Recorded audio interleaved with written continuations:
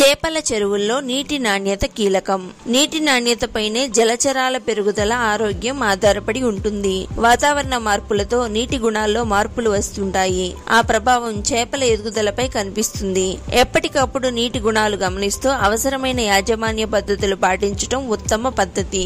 చేపలు ఆరోగ్యంగా పెరిగేందుకు అనుకూల స్థాయిలను ఉండి కృషి విజ్ఞాన కేంద్ర మత్స్య శాస్త్రవేత్త ఏ శ్రీనివాసరావు తెలిపారు.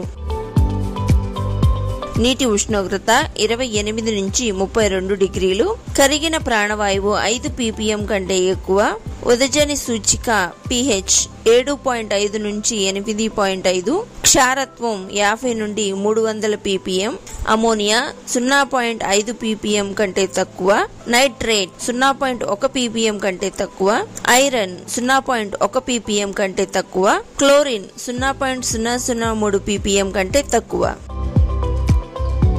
నిత్యం గమనించాల్సిన అంశాలు: నీటిలో కరిగిన ప్రాణవాయువు, ఉష్ణోగ్రత, ఉదజని సూచిక pH, నీటి రంగు, ప్లవకాల సాంద్రత, టర్బిడిటీ, ఉప్పదనం, అమోనియా, నైట్రేట్.